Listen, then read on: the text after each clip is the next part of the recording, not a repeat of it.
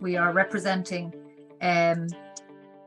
members and providing excellence in all areas of professional mediation and trying to increase the standards obviously associated with mediation, as well as increase public awareness and a greater understanding of what mediation really brings to any area of conflict.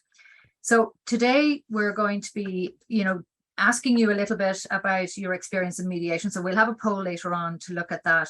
But the masterclass itself is going to give you a deeper understanding of mediation, what it is, how it works, and of course the all-important underpinning that legislation that ensures good governance and good practice when it comes to the professional mediator. We're also going to be looking at a particular scenario, and we're going to work through that, and I think you'll find that really, really interesting, because that gives you a really good understanding of where conflict can arise, how to manage conflict, and also then how to find a resolution through the use of the various different mediation models. And I think, we've all experienced conflict in some shape or other, either in a personal level or in our professional level, whether we've been directly involved or whether we've observed it. And so we can understand how impactful it is for conflict to go on unaddressed. And so mediation is obviously a very, very powerful tool to find a resolution to conflict. And there are really good standards associated with professional mediation, and we want to look at all of that. And also the whole area around confidentiality and underpinning of the cost issue of that conflict can have on an organization or on individuals within the conflict itself. So let me hand you over to Shane, who's going to talk to us a little bit around, just understanding conflict and how to actually start finding a solution. Over to you, Shane. Thanks, Fredericka. Just want to check my colleague, Dr. Roisin O'Shea, has come in properly. She was having some difficulties earlier. Yes, but this is all part of the tension of life, isn't it? No problem. Yes, so if I've any problems, I'll just come out, I'll come back in again. So Shane is more than able to pick it up if I have to step out. So hopefully not, and hopefully we'll go on from here. So good morning, everybody. Thanks, Shane. Thank you very much for actually having us this morning. It's a great opportunity to present to your members. So I'm going to talk a little bit about understanding conflict, which seems like a good place to start in any presentation or masterclass about mediation. So I came from an engineering background, and one of the things I was interested in was figuring out if there were tools to systematize conflict resolution. And what I mean by that is identifying types of conflict and then seeing if there were specific resolutions or interventions that might work. One of the first people I found was Friedrich Glassel, who's an economist and conflict theorist. And one of his insights was that social conflict, it's an interaction between people, obviously, and it involves the perception of incompatibilities of thinking, ideas, and feelings. And someone has to feel restricted. And that's an interesting point. So the incompatibilities of thinking, ideas, and feelings may not be real. They're the narrative in our heads. They may not actually reflect what the other person or group of people are thinking at all. But if we feel restricted by them, if you think about the situation where you have a client who supports a different sports team and they're quite passionate about it, but you don't necessarily believe that that's going to impact on your contract. But if that client had a very different way of appraising the work that you were doing, well, then that might, because it could restrict your professional goals and ambitions. And the difference really between those perceptions becoming conflict and not can be personality. So the CPP people who do Myers-Briggs and other psychometric tests for workplaces estimate that about half of workplace conflict is personality based. And and about a third is based on workplace stress. And of course, they indicate, and we know this, conflict can be a difference of opinions, ideas, values, and information. But I suppose I was looking for something a bit more nuanced when I started off. And I discovered a guy called Christopher Moore. And Christopher Moore was interested in not just actually being a great mediator and resolving conflicts, small and large, including major diplomatic conflicts, but also teaching people how to do it. And he came up with this model called the circle or the pizza. And it has 5 elements. I think it's obvious why it might be called the pizza. So the 5 elements are value, relationships, data, interest, and structure. And these occur in many different types of conflict. They are elements or components of a conflict. So I'll start with values. So values are the things that we care about and give our lives meaning. They could be, the pride that we feel in our county, our nationality, the sports team that we like, the profession that we have, all of those things. And relationships are how we feel about the person that we're potentially in conflict with. And that can be the history of the relationship, but also just our gut feelings. And data is what we know. So the thing, or what we think we know about the environment and the situation. Might not necessarily be genuine facts, but we could be convinced of it. And interests are the things that we want. And structures are what we and others must do. So legislation are structures. Economic systems provide structures. So there's limited resources. So there will be an element of structural conflict because we all have to compete for those resources. So Moore's insight, and we'll come back to this during the workshop, was that you could contain or manage relationship conflicts and you could work around value conflicts, but you don't attempt to solve them. So if you're a mediator and you're trying to figure out how to resolve a dispute, you don't head towards those 2 elements because you probably won't get anywhere. And if you think about why you wouldn't attempt to deal head on with value conflict, it's because those are the things that the person cares about most. And dealing with that could actually be a really aggressive personal attack on that person. So that may not be successful. And relationship, as Moore points out, are how we feel and about the other person and our relationship with them. And so Moore's insight was that if you tackle the other 3 elements, you may improve the relationship. That positive experiences would cause past negativity to be forgotten. So he said, put the effort in to data, interest, and structural conflict. And what this meant to me as an engineer was that there was a kind of a systematic way of looking at it and a set of interventions. And so interventions look like this.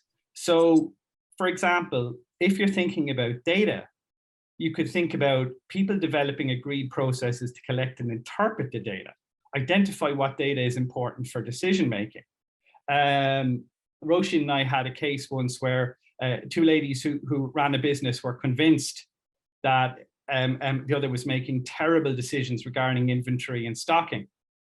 But those were their feelings about it. When we actually looked at, because they'd invested in a very expensive and elaborate reporting system to look and see what was happening in their business, it was completely different. And then they moved from this emotional or gut-based decisions about how the business was going to be run to using management reports and having a structured way of doing it. So that was an example of data conflict. Structural can be things like jointly identify the structural issues, discuss and determine if change is possible, and acknowledge external pressures that can't be changed. So, limited resources in an organization mean that people can't have limitless budgets. So therefore, there will always be some tension and competition over the resources. I think there's someone trying to come in and out. I just hit a bit. I've just tried to let him in. Yep. Okay, no problem. Interests are identifying the common goals. So we understand there'll be divergent interests. That's why they're in conflict. But if there's common goals, there can be an incentive to reach a resolution, particularly if you can figure out how to satisfy those common goals. And a mediated settlement is often a document which is signed by parties, which actually identifies, codifies, provides a practical way to implement these common interests that people have. And values, sometimes you have to agree to disagree when they're differing values. A relationship, as I've explained, you can understand the nature of relationship issues, but you hope that the process actually improves their experiences and moves them on from a negative relationship to a positive relationship. Structural conflict is really interesting. So this is beyond the nuance of saying, hey, it's about personality clashes. So like structural conflict occurs in a range of workplace disputes. And it can do so for reasons such as transparency deficits in how decisions are made, accountability deficits for one employee versus another. Maybe someone is getting away with murder, that old expression. Role definition and delineation. This is so important that actually the Health and Safety Authority reference it in their code of practice in dealing with bullying and harassment in the workplace. They say lack of clarity of role definition and delineation is a serious problem. And something we've definitely found. And then promoting competition over collaboration. Well, you might need some competition. You might need competition on a sales team to drive people to the next level. But when does it get too much? So I suppose as mediators, one of the issues for us is we often get called in at the 11th hour, and it would be nice if that didn't happen. When what I mean by that is, in some cases, there's litigation already underway, or there is a threat of litigation. And what that represents is a significant amount of waste for that organization. I remember being brought in to resolve a dispute that was notionally 2 people, and it turned out that 9 people in a particular workplace were involved, and the amount of wasted time was absolutely enormous. Conflict is a bit like a virus and can spread across organizations and polarize opinions. And this is because people enlist their friends to support them and other work colleagues. So the real cost of conflict isn't the 2 people who were notionally, fighting. It tends to be the loss, the much larger loss to the organization, lost productivity of multiple people, loss of focus, inability to win contracts because of it, loss of face with clients, etc. So the value of conflict resolution is renewed focus, productivity, and harmony. And that's what business mediation seeks to achieve. So what I'm going to do is I'm going to hand over to my colleague Roisin, who's going to talk a bit about business mediation. Absolutely. I'd love to see somebody else is coming in. So this is just a little snapshot to what is mediation. And I think even more important than what is mediation is what can mediation do? But we'll go to what is mediation first. So it's an independent process. So it should be a mediator is somebody who's an independent third party. The job of a mediator is to facilitate a solution. So a mediator isn't an arbitrator or in any sort of judge-like capacity. They're facilitating, assisting, but it is a process moving from the dispute transition to a solution. That's the whole process. That's the purpose of mediation.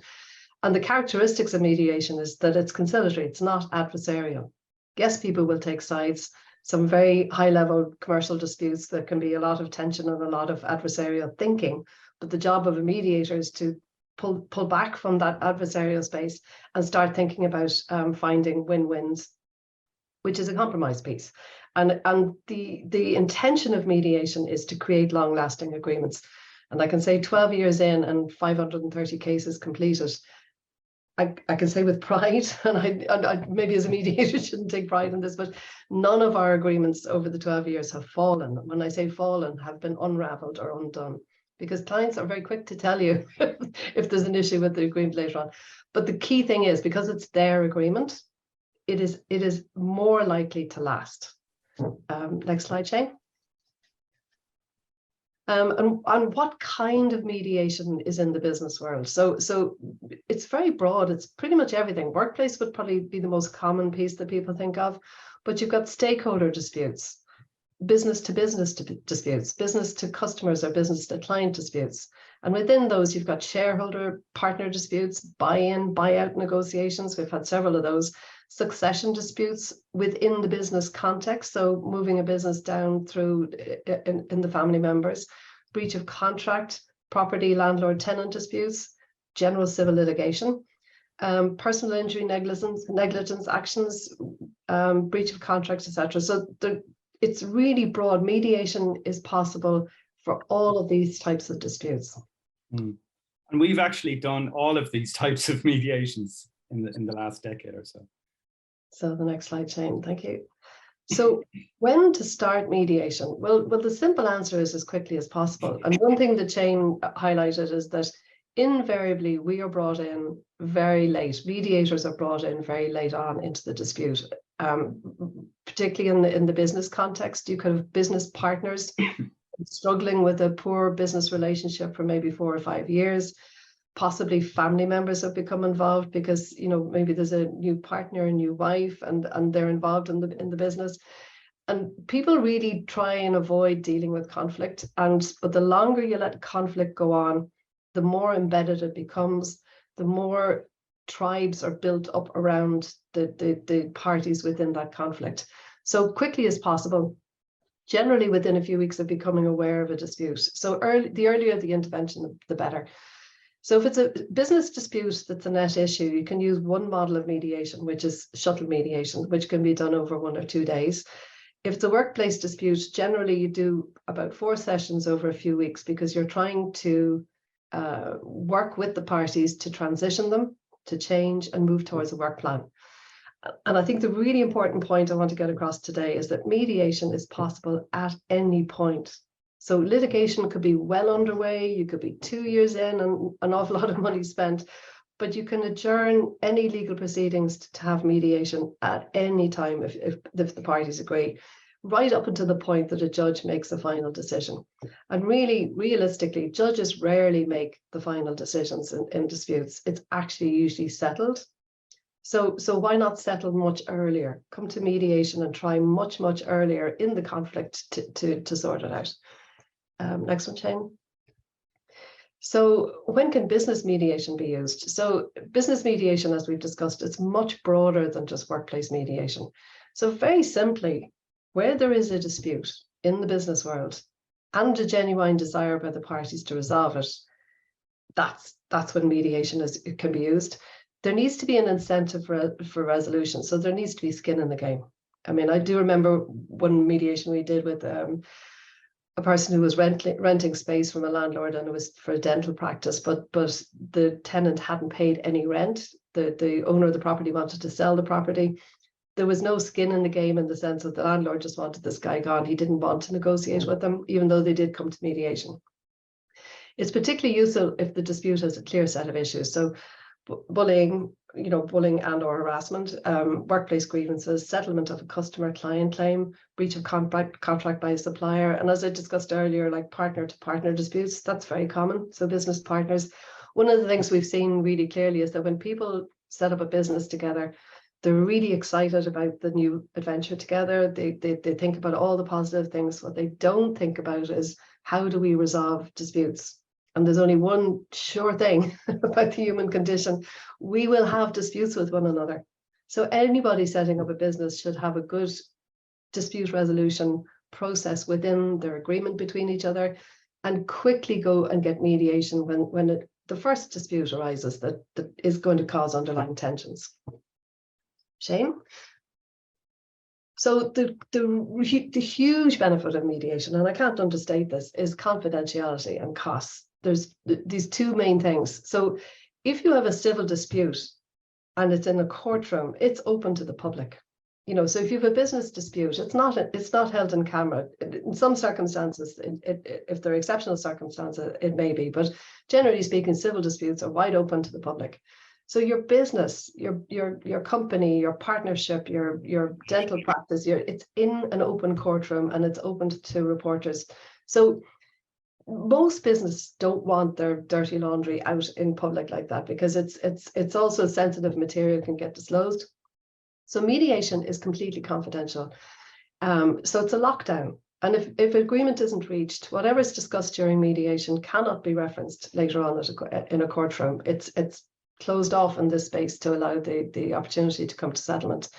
And the costs, clearly the costs are a fraction of litigating. I mean, it's quite obvious because it's much cheaper, it's quicker, but it's it's just a huge cost saving to get mediation done first.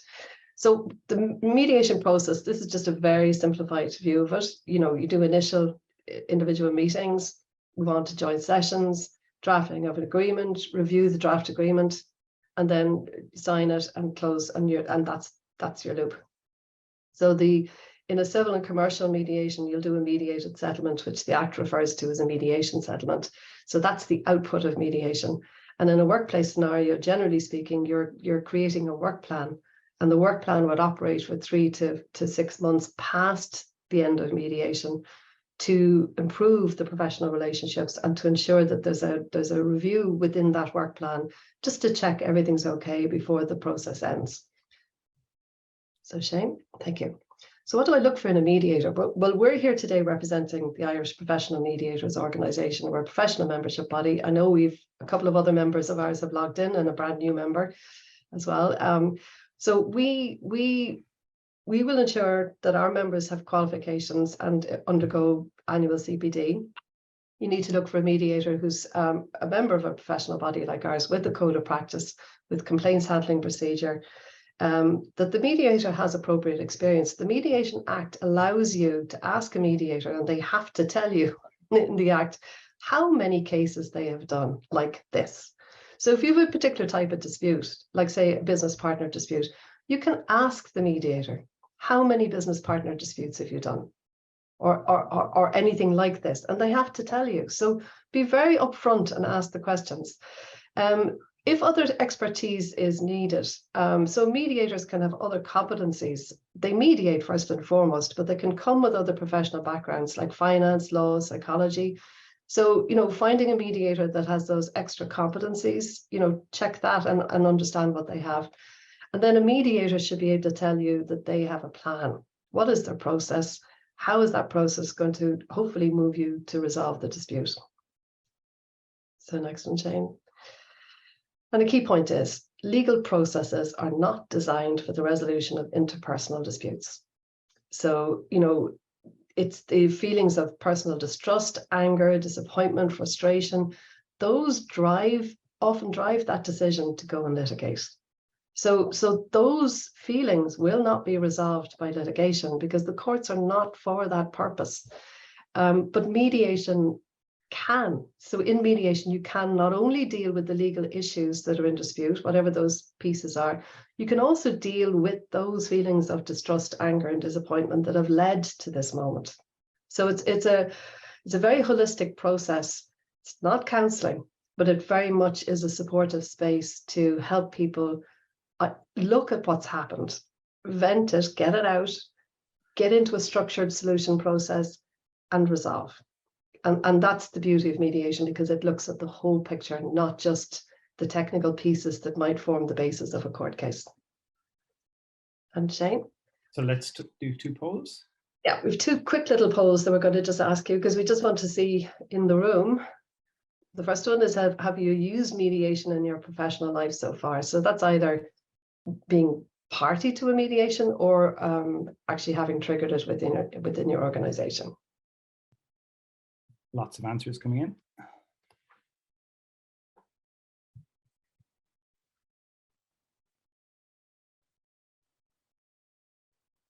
So this is pretty good. So we're at 67% have used it or have been involved in mediation. That's really good. Two-thirds so far. There's some more coming in.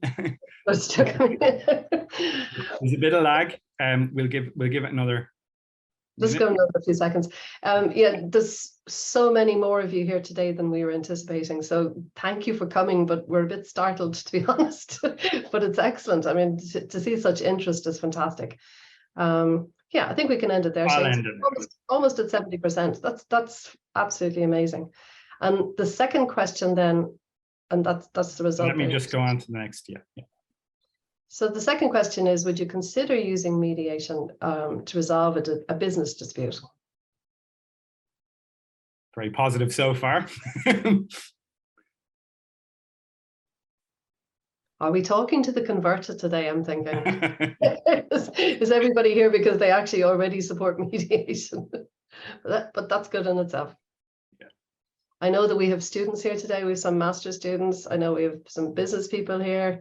I know we've got some international guests. So welcome to the international guests as well. I think this is sort of resoundingly 100%. Yeah, exactly. I think we can assume there's support for you for considering mediation to resolve a business dispute. Okay, so let me just share the results, but I think everyone knows. Okay. Thanks, Shane. Great. So what we're going to do is, and that comes down, we'll move on to the next piece. Yeah. So we're going to do a workshop. This is based, it's an amalgamation of two cases that we actually did. Shane is going to put a PDF into the chat box. So you can upload the PDF onto your computer if you're sitting at a computer, so you can, because you might need to be able to see the backstory, and we're going to ask some questions around it. Will I take down that sharing results screen, Shane? Yeah, please do. Yeah. Okay. So we're just going to, so while Shane's putting that into the chat box, we're going to give you the background story to this and show you how what looks like a simple enough dispute, a business dispute, how the thing can get legs and how it can involve a lot of other people. And I think from our point of view, it was a fascinating case because the outcome was, well, I won't tell you the outcome because we'll tell you the outcome when we finish the workshop. But it was fascinating to have so many additional parties that weren't parties to the mediation, but third parties who had to be factored in to the mediation. And how we did that and how we went about it was quite interesting. So Shane has put that into chat box for you now. So I'll have it. Yeah. So if you can, if anybody wants to, and so I think we're going to talk about it in the presentation anyway. So yeah. So I'll talk us through this first piece, and then Shane will do the backstory if you want. So Carroll Superstore. So Sean and Helen Carroll are long-time retailers who co-own a convenience store and a supermarket in the southeast of Ireland. So the convenience store has operated from the early 1990s in a prosperous village, circa 2,600 square feet of space and revenues of about 1 million per annum. In 2012, they opened a supermarket in a nearby town, which is approximately 10 times the size of revenue of their convenience store. Their children, so their two children, Paul and Geraldine, work in the family business. Paul is the operations manager of the Carroll's group. Geraldine runs the convenience store. Sean and Helen plan to retire next year. They have thus far avoided succession planning, and it's clear their children have very different views on what should happen. So that's the background context. Shane will talk you through, I think we have Geraldine up first. This is Geraldine's story. Yes, so Geraldine is 46 years old and she's the manager of Carroll's convenience store, Ballyclan Village. And she's held the position since 2012. But she's been in the business for a very long time. So she started full-time when she was 18, back in 1994. And just to say, this is based on an amalgam of two cases that we did. So, you know, a bit of real world insight is useful because it makes it realistic. So she doesn't consider herself very academic, but she's worked hard to get a business degree in the Open University. She has no shares in the family business because the parents have retained all the shares, it seems, but she always assumed she would inherit equally with her sibling, Paul. To date, they've both earned roughly the same amount of about 7K a month plus bonus in the company car, which does sound quite generous. In the last 3 months, it has become clear in discussions with the group accountant that Paul is to be given 90% of the family business as part of his parents' retirement plan. Geraldine, I think it's fair to say, is very upset with this and has threatened to litigate, as she insists she was told by her father she would be an equal shareholder in the business. And she's arguing essentially something called promissory estoppel, which is the idea that she's acted to her detriment based on representations by another party, in this case her father.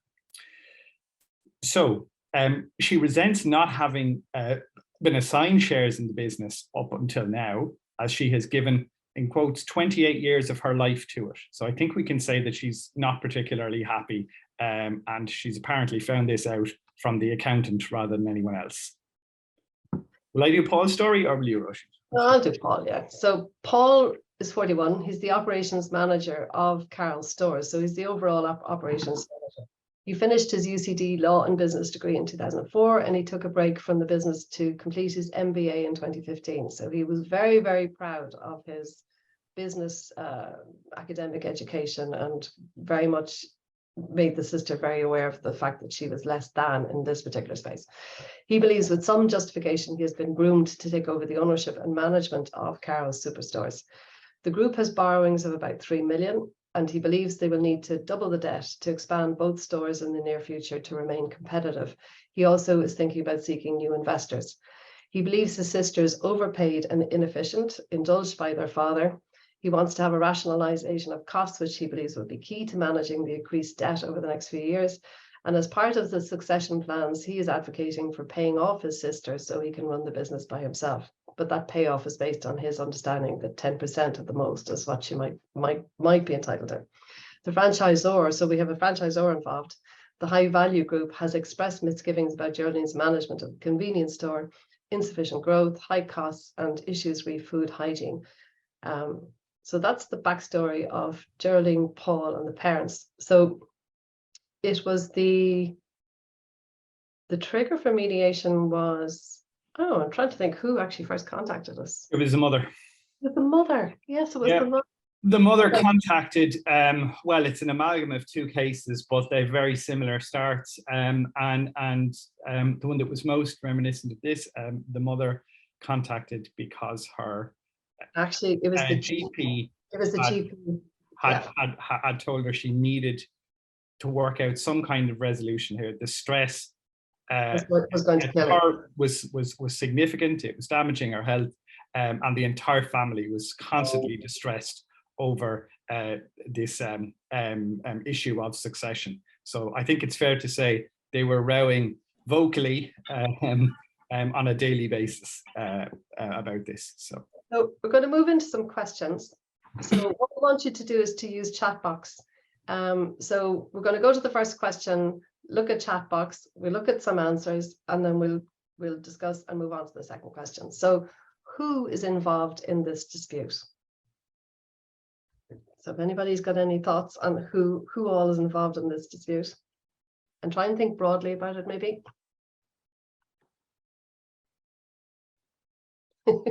Is it too early? Here we go. So Claire says, mother, father, hold on, Claire's mother, father, and both children, she's saying. And actually the next person, Marita, has got the extra person, the High Value Group. That's a very good point. Marita, all family members in the franchisor, Rachel's got the other one, the accountant, because very good. And there might be other people involved as well. And PJ is absolutely right. The daughter's accountant, because you're going to see what's going to happen in a minute, because there were far more than the 4 parties involved in this, but you're all thinking on the right lines. That's excellent. Thank you, guys. So using Moore's circle, what types of conflict? Sorry, will we go through all the questions and then go to Okay. So what types of conflict do you think are at play here?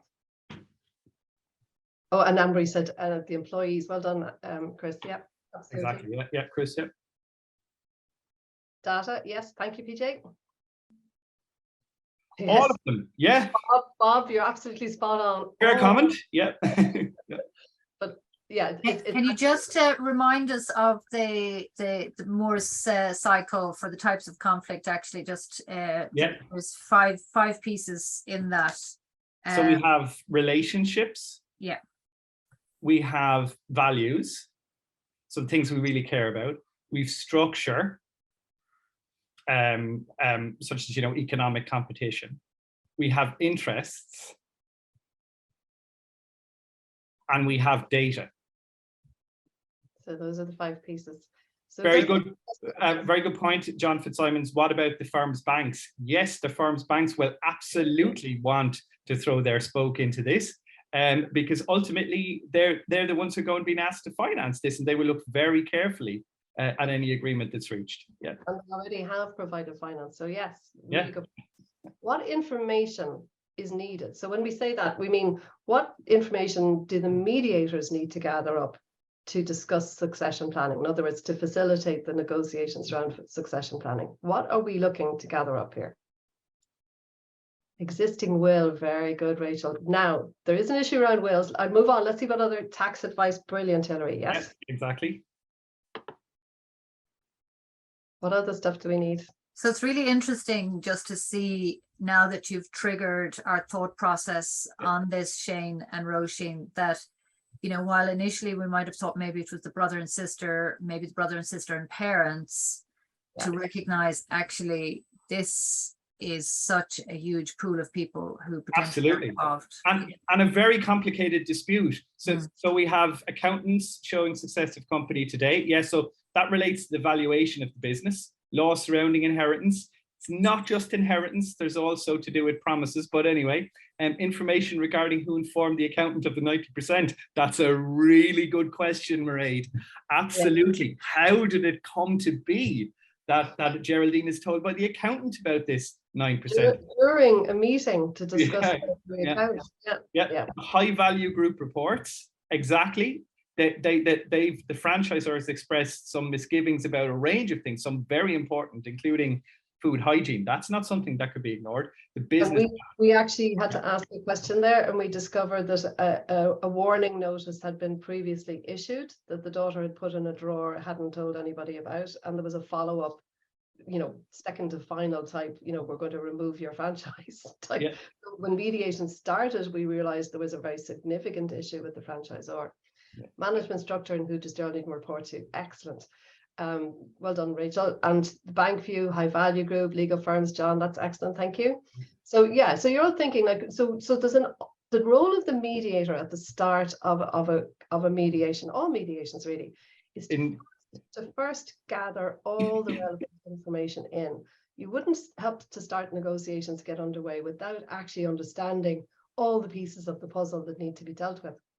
That's a really good point from Bob. Independent valuations. So Absolutely. There can always be a question as to how independent a valuation is, but there's various means that could be decided, such as an independent valuer being selected by all parties, or multiple valuers getting involved in effectively thrashing it out. And we've seen variations of all of these on cases. We've had the battle of the accountants in the room. We'll tell you about that. But what do you think are the primary obstacles to an agreement? I love Bob's thing, believe no one. Absolutely hang on. Because everybody gives you their view, and facts are facts. So we just go looking for the facts. We understand that the view could be subjective as to how the facts might be interpreted, but we go looking for the facts first. So what are the primary obstacles? Emotion. Yeah, very good, Rachel, because we had learned in one of the cases that the brother and sister had actually come to physical altercations on the floor of one of the retail spaces, you know, in front of staff and customers. So what other obstacles are there? Assumptions, yeah, exactly. Unspoken deals, back dealing at family dynamics. That's from Bob. Very good. Yeah. So in one of the cases, the mother adored the son. So this was the son who was going to get the 90%. It was the mother that told the accountant, this is how it's going to be, because the mother, back in the days when the father and the mother first were doing the business, the mother was doing the books. Back when the father was a sole trader. It was still the father's business, but the mother was the sole trader and always dealt with the accountant. So told the same accountant, oh, by the way, there's 90% money. Yes, well done, John. Yeah. And as Marisha said, financial position and lending. So yes, I mean, no deal like this is going to get over the line without significant lending. And indeed, the son, Paul, anticipates that the business is going to need major investment anyway. And it'll be interesting to get the view of the franchisor on that. So what interventions do you think would be appropriate? So very often when we start a mediation or when mediators start work, there might be immediate interventional pieces that need to be done or put in place just to get the framework for, in other words, to call a truce. And then there are other interventions. So what ideas do you have, say, about what interventions would be appropriate?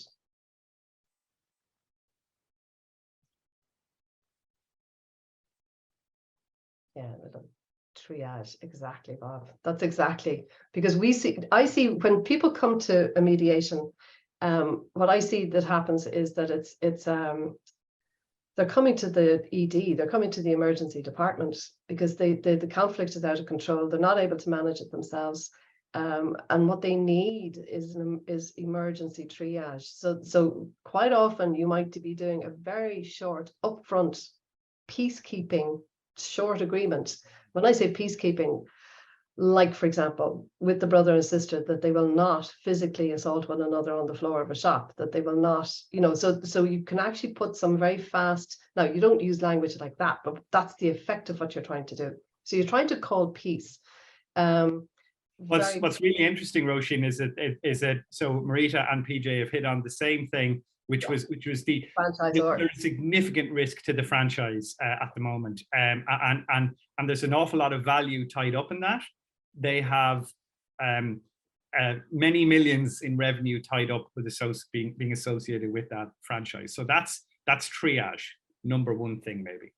Yeah. Maybe have a look at our suggested responses. Will we? Sure. Okay. So who is involved? So actually, there are 4 parties directly involved, 2 parents and 2 children, but they likely had their own sets of legal advisors and financial advisors. And the other interested parties were identified as the franchisor, the group management, and lenders and investors, which are all referenced in this scenario. So there's potentially quite a lot of people involved in this. In a similar case, we had, I don't know, between 14 and 16 people involved, depending on how you looked at it. Types of conflict, do you want to? Yeah, so we had definite structural issues, the franchisor, and then the current ownership issues, because one of the things you do as a mediator, you presume nothing. So a company was actually being formed, but hadn't yet been formed. And in fact, this whole huge operation was still effectively a sole trader scenario. So the father owned everything. So the discussions that happened with that accountant were actually the brother getting 90% of the shares and the daughter getting. So that company piece was actually succession planning. But well, actually, one of the business had been incorporated, and the other was a large sole tradership. But yes, there was a lot of there was a big mess, I think it's fair to say. And then the data was that the parents' views on succession. So the parents were elderly, they were late 60s. They had gone together, and actually both cases with late 60s. The one set of parents had gone together to a family solicitor and had done wills. They sort of misunderstood and thought they had one will between the two of them. So we knew that couldn't be the case, but they could do them at the same time, and they seem to have done them in the same room at the same time with the same solicitor. But in the wills, what turned out from the conversation was there were other significant assets that the husband had, like a very large farm. Nobody was mentioning a farm at this point, but there was a very large farm, and there was also a large amount of land with Cuilcha in one of the cases. And so there were other assets and other pieces, and the father had already divested some of the lands to the daughter. So there was already a piece of succession underway, if you like. But what the parents didn't understand was that the wills, either one of them could change their wills right up to the moment of lack of capacity or death. So the idea that the wills were a locked-in situation was not correct. Understanding the franchisor expectations. I mean, the franchisor has rules. Yes. And they needed to be adhered to, or they had the right to take away the franchise, and quite quickly. And legal duties and entitlements.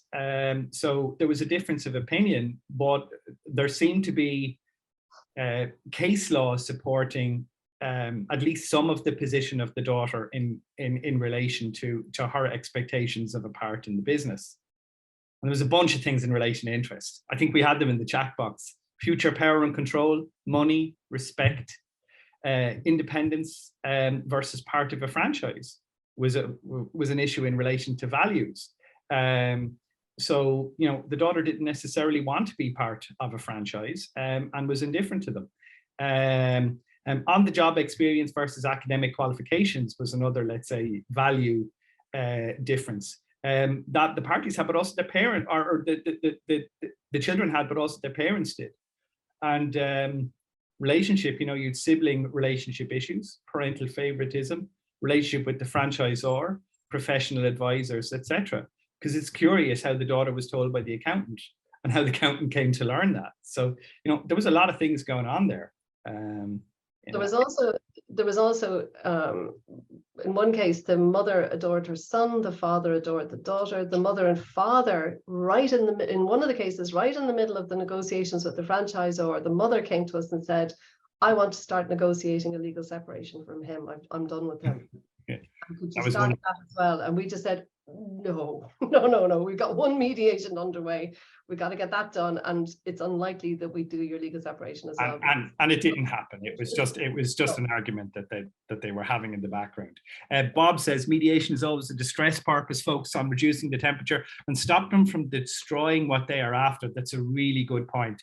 So many times people are actually, frankly, banjaxing their business while they're fighting, and the business is a thing of value that they're fighting over. So yeah, like for example, we've a case recently, an international case. So an international business, 3 companies, 3 owners, 2 of whom had friendships from the time they were teenagers, went to school together, really long-term friendship. But the 3rd owner came in more recently, and the 3rd owner, one of the original owners didn't get on with the 3rd owner, and over by 10 years that relationship had unwound. And they have a really successful business, but one of the partners wants out because he no longer can tolerate the 3rd guy, and the 3rd guy is a revenue generator. But when the mediation started, what was really clear was the original relationship was the key foundation on which the business was built, and one of the guys didn't want to fracture that original relationship, and the other guy felt jealous of the new friendship with the 3rd person who came in. So jealousy hurt right in the middle of this business that was growing and growing. And so these things can happen. Yeah. And so yeah. So in relation to data, I mean, the interventions are, so just to understand information and share information, read the parties' legal positions in so much as they're comfortable with doing that.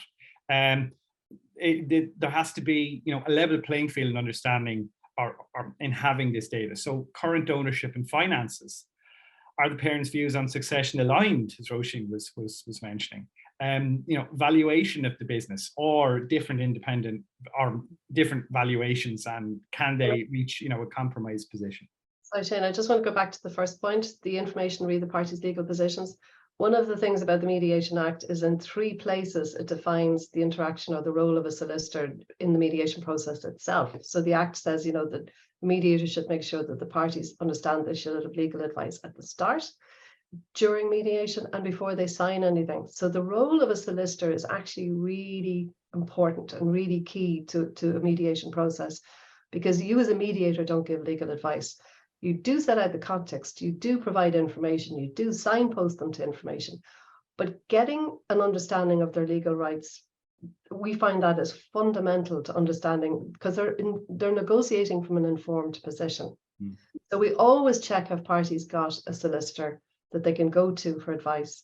If they don't, we've built up a system over the years that we have a series of solicitors in every county pretty much in Ireland now, and we'll offer 3 or 4. We never offer 1 because we don't want to be seen to be recommending a single practitioner, but we will offer 3 or 4.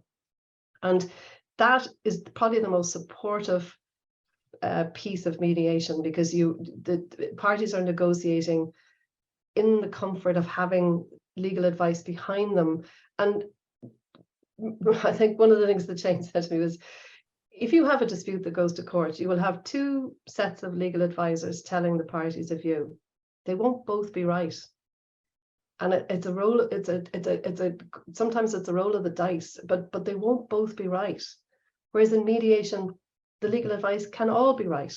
And because you factor it all in and you're talking it all through. And, you know, we found that solicitors can be so supportive and get really involved and really interested in it, and sort of You can bring solicitors into sessions. You have to work out all the logistics of that to protect privilege. But you know, that's a really, really important piece, particularly in a business dispute. Sorry, Shane, I just wanted to kind of really emphasize No, that. exactly, yeah. It was extremely important to get financial and tax advice on the succession options, both for the parents and also from the perspective of the successor, so the children who are potentially going to be getting the business, and also buyout with the new investor, because that's something Paul was interested in. It was important to understand, did Paul and Geraldine have common interests in relation to expansion of the business?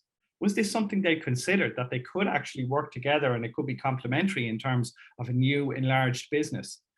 And also the franchisor's position re succession, because the franchisor could decide to make it difficult. They could take away the franchise, or they could impose restrictions on, for example, credit line or something like that, which could be very significant in terms of putting a succession plan in place.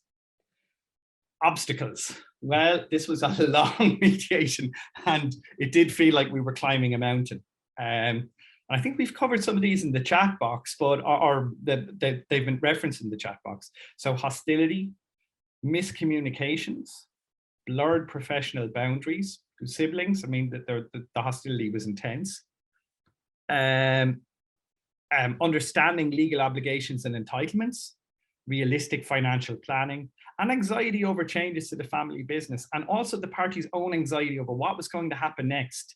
Because the current situation of the parents being notionally in charge and the children actually getting salaries, etc., well, that's quite successful business, of course, but that was going to change. And they were going to have to take 100% responsibility themselves in the near future for everything. Well, let's quickly tell you what happened, and then because we've gone through these pieces here. So we have. Yeah. So if we go to the what happened piece, and then so 7 months of negotiations in one of the cases, the other one was about 3 months. There were 4 parties, 8 advisors, and 2 interested parties. The mediators had to manage all of those moving parts. The parties accepted that Geraldine had some entitlements to an interest in the business. Paul bought out his sister and sold half of the convenience store business to a new business partner, and the superstore was expanded. Geraldine used the buyout to set up a new business with a friend, and she has multiple outlets in the south of Ireland. Everybody won. In one of the cases, the mother of Paul was trying to get me to come to her house for a cup of tea, because sure wasn't I a very nice woman, and her son was a wealthy man now. So it was all good. Over to you, Fredericka. The benefits of mediation. Oh yeah. Yeah. So we might just, because I know we're tight on time, but you might just quickly, Shane, do you want to quickly just go through these 10 key, I suppose, the benefits of it? And I mean, clearly that case study you shared with us was really interesting. I think we could all relate to it. And the outcome, look, complex to get there, but definitely it was worth it for everybody. At least everybody could move on and build their lives around the resolution that they had signed up to. Yeah, it was a much better output than high court litigation for multiple millions, which is what was threatened originally. Anyway, so why mediate? I think we've discussed, it's a confidential forum. The external mediator is objective, and they're not connected to the dispute. So often just having someone else in the room who isn't connected to the dispute can be a benefit. The issues get ventilated, so off the person's chest, can help resolve the dispute without involving other employees of management. Although in this particular case, it made sense to actually have input from management, because they were going to be very much affected by whatever decisions were reached. You're seeking to improve communication and relationships. So in a business dispute, unless it's, let's say, some breach of contract thing where people are viewing that they're never going to interact again, there probably will be a business relationship. So trying to repair it by mediation is positive. People can consider the merits of the case in a settlement. So they get to have tough conversations with their legal advisors, and they get to do it in a confidential way, where they're not losing face in front of a judge and potentially having their case undermined. But also they're getting sufficient time to consider it properly. Yes. And so they're not in that pressured, steps of the court settlement space. They get to stress, because mediator's job is to stress test the any proposals made. Really think it through. What could happen to this proposal? Will it stand up? Tailored agreements, because you're doing an agreement to suit the parties. That's the beauty. You're tailoring what they need, every piece of what they need. And some of it might be set out in a very formal agreement that's to do with company law. Some of it might be set out in a separate agreement that's to do with relationship. Like, there's all kinds of things you can do. Yeah. Agreements can be amended with changing circumstances. So the agreements are flexible because they're contracts between the parties. You can head to mutually acceptable solutions, which is a win-win for everybody. Nobody will be coming out of the room punching the air. If one of them is doing it, you've not done a great job as a mediator. But if they're both going, okay, that was good, I'm happy with that's it. And then very high success rate. So internationally, about 80% of commercial disputes will settle in mediation. Yeah, and I just have some input on that. So I suppose Michael Peart, who was a judge of court of appeal and is now a mediator, his experience is above 75%. That would tally with our experience, about 80 to 90%. CEDAR in the UK, which is an important mediation and training body, suggests that 73% of over 16,000 estimated UK mediations settle on the mediation day, but 93% of cases are settled a short while afterwards. And so this is one of the great powers of mediation, that people get the opportunity to consider their case. And even if they don't necessarily settle on the day, they settle soon afterwards, because the mediation has benefited them and enabled them to understand what a reasonable settlement might be. So the last thing we're going to say is, how would you contact us? Yeah. So look, I think that's been a really fascinating journey. And I think the takeaways that I would have from this morning was, love that pizza, that 5-slice, and the difference between focusing on the data, the interest, and the structure, rather than getting distracted by the relationship and value. Yeah, because we all know that that's where you'd get stuck. So that was really, really interesting. I thought your comment, Shane, about conflict is like a virus, how true that is, and I think we've all witnessed just how destructive it can be. And even just in some of the chat boxes, that was being picked up as well, that, you can destroy what you've built when conflict is uncontrolled. The other thing, Roisin, I thought that you said that was really good as well, was just the fact that the agreement and what they sign at the end of the day is what they have come to the table to form. So they own it. So it's not somebody else who's telling them they have to do this. They've actually come to it, and that's why it's more likely to last. And I have to say, your record is impressive.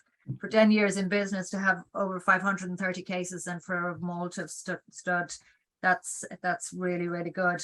I think that the other thing about coming to mediation too late, I think that's something we should all take away with us, because in all of the work all of us are doing, whether it's HR or finance or consultancy or whatever, we can influence the parties moving into mediation early on, whether it is in our own business or whether it is with companies that we're working with.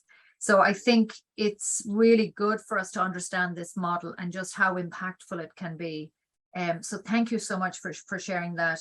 And the other piece around, understanding the privacy, obviously the confidential agreement that everybody comes to is confidential, and that mediation signing of that contract or agreement. But if we find ourselves in the courtroom, it is public. Yep. And of course, as you say, nobody really wants to find that. So yeah, really fascinating. And how that particular story moved from just, a family unit into so many stakeholders. My goodness, we can all really relate to that. So again, thank you so much, Roisin. Thank you so much, Shane. I think it was really, really insightful. I think really powerful examples, and such a structured and methodical process that to give you confidence. So thank you so much, Pat. I want to thank you as CEO of IMCA, of course, for allowing us here. I'm wearing, I know, 2 hats. And also, I guess I'm also involved in the workplace group within the IPMO, because with my HR consultancy hat on, obviously I'm really, really interested in the whole area of disputes within the workplace and how mediation can really bring forward a resolution that people can continue to work with, you know. So that's often what happens. What I see from my point is the conflict is so bad, relationships can't repair and somebody has to leave. Whereas if you actually bring mediation in earlier on, everybody has a chance to actually continue on the relationship and work together beyond that. So thank you all. Thank you so much to everybody who joined us. I hope you found it of value, and I hope you found it of interest. Of course, Pat, you're going to be putting this up on your YouTube clip. Yes, Fredericka, thank you. Just to echo the thanks of all the people that were attending, and for those that are about to see it when the video goes out. We've recorded this and we've put up some contact details as well in the chat box, but we'll also be sending the details out to our colleagues. I mean, it's been a great morning, I have to say. The Irish Professional Mediators Organisation has certainly shone a light into an area that badly needs kind of, I suppose, illumination. I reflected as you were speaking there, Fredericka, in your summation, that Churchill many years ago had kind of said, you know, better to jaw, not war. And perhaps, you know, from a cost mitigation point of view, if nothing else, in the times that we're living in, the takeaway there, certainly from my perspective, is that it's an avenue of rich fertility that should be explored at the first instance before you go down the horrendously expensive courts avenue, which ultimately are very divisive and full of conflict, with no one winning at the end. It's just degrees of loss. So I think from that perspective, it's been a really powerful learning morning. Gur míle maith agat go léir to Roisin and Shane and to yourself, Fredericka. Hopefully, perhaps we might have you back again in due course, maybe to do another session, because I think there's an appetite for that. The Institute, as I say, will be sending it out to you. I know you guys have been very kind to stay with us this morning. We said we'd have you out. We're just a little bit over. So gur míle maith agat, and we look forward to having you at our next session coming up in a couple of weeks' time. So have a great morning, everyone. Thank you, Fredericka, Shane, Roisin. All the best to everyone else. Good luck. All the best. Thanks so much. Bye. Bye-bye.